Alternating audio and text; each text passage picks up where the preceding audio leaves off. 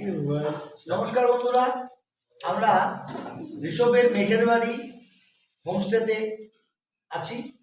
এখন আমরা মেঘের বাড়ি হোমস্টের যে রেস্টুরেন্ট কাম কিচেন, সেখানে বসেই দুপুরের যেটা লাঞ্চ সেটা আমরা নিচ্ছি।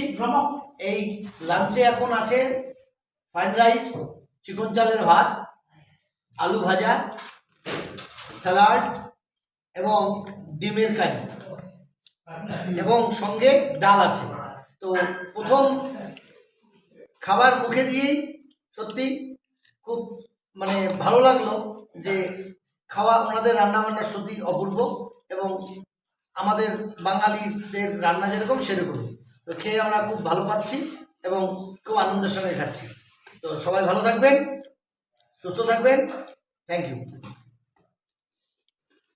আমরা এখন ভাত যে লাঞ্চ, সে লাঞ্চ করার পরে আবার আপনাদের সঙ্গে